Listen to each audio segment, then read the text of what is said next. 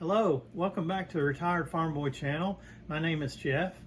For those that might be new or haven't heard a little bit about my background, I've been retired for over 2 years now. My wife is still working. She plans to retire in 2026. So at that time, I guess that's when I would enter my real retirement, so to speak, where we were both able to do the kind of things and that we planned to do and really get a good feel of both of us being in retirement, which I'm hoping she's as happy about as I am. But we've also been able to do some great things, and I try to do some videos on some of the things that we've had a chance to do already since I've retired. So my channel is basically dedicated to trying to show my experiences in retirement, but also leading up to retirement, the things that I think are very important for the people that are planning to retire within the next 5 years or so, things that I can help them with, some of the mistakes that I've made in my life. I don't want other people to make those mistakes if they don't have to. But also just my channel is basically just retirement in general, topics that come up in everyday life. So I hope that's the channel that you would like to subscribe to and like my videos. So stay tuned for today's video, and I hope that it's another one that you will enjoy. Today's video is the importance of understanding personal finance. Now for me, this is a topic that I consider to be one of life's most important things to understand is personal finance. Understanding how to take your money, as little as it may be or as much as it may be, and turning it into something more, making it work for you instead of you having to work so much to keep on gathering the money. Learning how interest works, how compound interest works, all those things that go along with that. Understanding the need for having an emergency fund as an example. Those are all things that I consider part of personal finance that people need to understand and get a good idea on. My love of personal finance began when I was in high school. I've always been a huge reader all during my life. And a couple of topics, excuse me on that, I've got a cough of some kind. A couple of topics in high school that I really fell in love with and started reading a ton about. The first one was information technology or computers, which was somewhat a new field during that time. I ultimately ended up going to school and learning about that and becoming my career for the rest of my life. The second topic was personal finance. Now, I got into reading a lot of magazines. Does anybody know what a magazine is anymore, right? I know I jest a little bit, but not as big a deal, right, for people to be buying magazines or subscribing to them. But anyway, I was a big believer in the Kiplinger magazine. I would read it religiously. I couldn't wait to get the next month's copy of it. They might have even been coming out bi-weekly or something even then. It seemed like it was more often than monthly. But anyway, I couldn't wait to get my hands on the next one and read about the stock market, trying to understand how that crazy animal works, understanding about personal finance topics that were included in there, and just understanding finance in general, the trends and analysis of things coming and that kind of thing. Now, later in life, I got big into Dave Ramsey. I followed him and listened to him religiously for a lot of years. I don't listen to him quite as much anymore, but I still feel that his basis of his whole message is very good and very important for people to understand that, and for young people to really take a look at that as they go through life and make their own decisions about it. Online resources, things like that. I've studied about personal finance my whole life. So where did it all start for me? I think seriously, in a real serious manner, and that was my first day in college. Now I went to college back when there was quarters instead of semesters, so that tells you how old I am, right? This would have been 1981 is when I started college. Back then, the first class I took as an elective class was personal finance, because I'd gotten interested in it, as I mentioned, by reading a lot of magazines and researching as best I could. I'll never forget the first day in class. a teacher comes in, he's walking up the aisleway to get to the front of the class, and he says, "Who in here wants to be a millionaire?" And of course, everybody, raised their hand saying, of course they do. Who wouldn't want to be, right? He said, it's so easy. He says, all you guys have to do is put $1,000 in the bank and invest $1,000 each and every year for the next 40 years, you'll be a millionaire. Now, he made a lot of assumptions. His assumptions is that interest was going to be, interest that you could make off your money was going to be what it was back in those days. If you don't remember, that was an economic downturn big time we were going through, a recession. Interest was absolutely crazy high, and you could get serious money off, serious interest rather, off of your money. So, it's very common to get 12, 13, 14% on money back then. Of course, nobody had money, but that was his thinking. So he was thinking, if you could put $1,000 in a bank for 40 years and draw 12% interest, let's say, for those 40 years, you're going to be a millionaire. So everybody in the room was thinking, wow, that's just crazy. Now, for me, my first question is, where am I going to get $1,000? I mean, I didn't have 10 cents probably in my pocket that day. But, so $1,000 is like, $25,000 now for me or something. But it got you thinking. For people that wanted to learn about personal finance, it really got you thinking and trying to understand how could you turn that little amount of money, which would have been $40,000 in total, how are you going to turn that into $1 million? So as that class went on, you got to learn about compound interest and how it applies and how it can really make a huge difference in saving. So that was where my breakthrough was, I guess, for personal finance. So as the years go on, like I said, I got into Dave Ramsey. I was doing everything I could. I was tracking my expenses and so on and so forth. In 2007, I got remarried.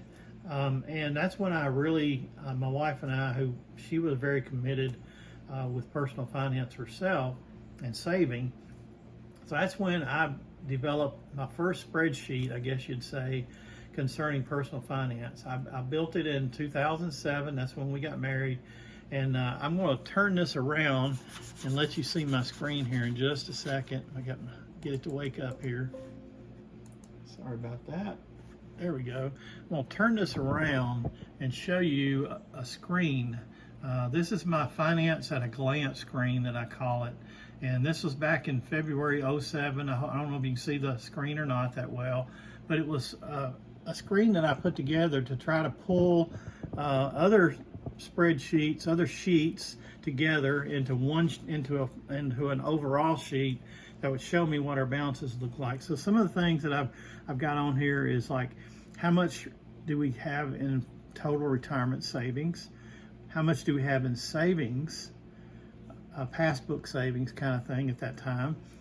What was our mortgage equity and what our mortgage balance was? So for me, that was simply, what did we pay for the house, which I had bought before we got, not too long, a year or so before we got married, and how much equity had I gained from that initial payment for it, and how much was my mortgage balance, and then how much credit card debt or car debts and things like that did we have. So I'm looking at this, and it's really interesting if you do this, through the years. And I started in 2007, although I was keeping track of my own stuff prior to that, but I really got into it, I guess you'd say. I had a whopping net worth back then of my wife and I both together had a net worth of $49,575 in February of 07. So, we didn't have a whole lot back then. Most of that was, in fact, if you take the net worth, was what made it look so bad was the mortgage payment interest, that mortgage balance that I had. I think we had roughly $250,000 in retirement savings at that time. So we came a long way from there, but it shows you that, I would have been 47 years old at that time. getting ready to turn 47. I've been 46 actually, but and that shows you how far you can come if you really put your mind to something. Now that's been about, what, 15, 16? My wife would probably kill me if I didn't know how many years that was, since it was the year we got married. But it's been 15, 16 years, whatever, and 17 maybe. Maybe 18 maybe this year. I don't know. Anyway, we've actually got into it big time. And so as the years went on from there, I developed more and more sheets into this spreadsheet. So I started projecting out, what was our savings going to be in each of our accounts, let's say, over the years, as the years went by. I got to, as we went through the 2008 economic downturn that most of us probably remember, where we lost quite a bit of money, at least I did. I started looking at the opportunity cost as an opportunity loss, that I called it. Whereas if I picked out the highest dollar amount I had before I started losing money, and I started doing an interest rate rollout on that over time and seeing if I could catch up to it after I started with my actual savings. So I used a low ball amount, like 6% in the opportunity lost. And so as the years went on, I got to where I made it back and more, and it got ahead of that. But I love tracking it. You can tell I'm sort of eat up with it. I'm sort of a geek when it comes to that. So I say all this to say, you don't have to don't feel bad if you haven't saved a whole lot, in your 20s and 30s. I'm not saying you shouldn't. I encourage you to do.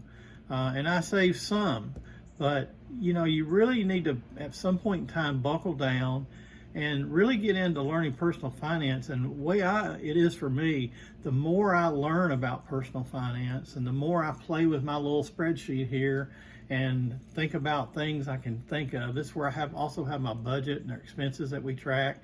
And here I've got all kinds of sheets. I've got, I've got mortgage, which we don't have a mortgage anymore. Credit, we don't have any credit anymore, but I have sheets for that I would track when we had credits of each of the different things we might have credit on. Say a tractor that I bought, a skid steer that I bought, a side-by-side that I bought, all these things I bought as we were, after we bought the farm. But those are all things that I was tracking individually, and seeing how we could work through those and get them down.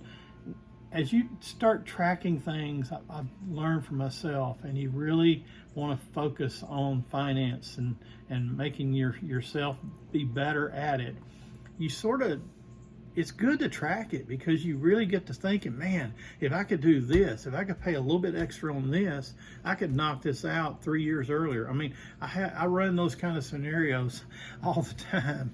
And if I could save more, if I could save 15% instead of the 12% that I'm saving, how much more would that give me in retirement over a period of time? So those are the kind of things that personal finance has meant to me, and you can see that I'm really enthused about it and still very, very interested in it, even after I've retired. So a couple of things that I wanted to continue to learn about, that I'm learning about now and might do a video on here in a little bit, is the withdrawal rate strategies. Now, I did a video not long ago on the 4% withdrawal rate and how it compares to what I see my wife and I doing as we start drawing money out of our retirement saving. But there's so many different strategies out there. I'm not saying that I'm going to use exactly any one of them in general, but you've got the 4% rule. You've got the pro rata. That's where you basically, the 60-40 kind of split, and you try to take what you need to live on that next year out of that, and then you would rebalance it year over year, similar to the 4% rule, except the 4% rule is 4%. This might turn out to be more than that if you needed to do that to live on.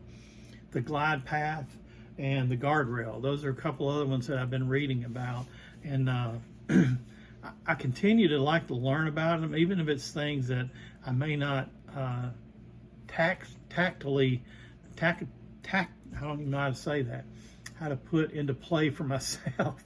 I'll put it that way. It's just interesting to understand it and to know it, and be able to talk about it with others as they might come across someone that's as interested as I am in it and I want to talk about it. A couple things that I really don't get into and really have not spent much time on understanding or even trying to learn about is annuities. I've never been a big fan of that. Annuity to me, and I know you might get some haters for this, but annuities to me is similar to a whole life insurance policy, which I had when I was younger. You're putting money in, and you're getting a little bit of interest on it on the whole life thing, but you're really not getting a big return on it. Annuities is somewhat the same way. You put your money out there, and you learn how much you're going to get back for that on an annual basis. Now, if you're in a fixed income situation and you're really worried about needing income because of some reason or you want it to be part of your portfolio, there's nothing wrong with it. It's just something that I don't feel like is for me. The other thing about personal finance, about 8 or 9 years ago, we started using a professional financial advisor. And I don't really get caught up anymore into the investing game as much. I let him do that. He's getting a commission out of me, so I expect him to do good with that. We have quarterly meetings with him. We go over, a gain or a loss that we might have had for that quarter, and his fees and that kind of thing. So we go through all that, and I just expect him to continue to grow my money, and it takes that worry off of me. Back when I was doing the other, I was investing in stocks myself. I was rebalancing myself, and you get caught up when you're working to where you don't really do things at the time that you really need to do them. I wouldn't rebalance annually like I should every time. It's just a discipline that I didn't put on myself, so shame on me. But I've noticed that with financial advisor, let them handle it, let them do it. They're the professionals anyway. I feel like they can do a lot better job than I can. So that's my feel on that. So I know my videos went a little bit long-winded today. I didn't really intend for it to be. I do hope you get something out of this, and if you do, I really hope that you will like it if you can. I'd love to get some comments on personal finance. I know it's a great topic of discussion for a lot of people, and it's very important. Like I said, I think it's the most important thing a person can learn to manage that as they go through their life. Please subscribe if you haven't already. I really appreciate it. Like I mentioned, my channel started in February. I'm just now getting a few subscribers going, and hope to continue to slowly but surely build my way up. So I appreciate it. And as I always say, and at the end of all of my videos, still believe it or not, retirement is great. Thank you, and bye.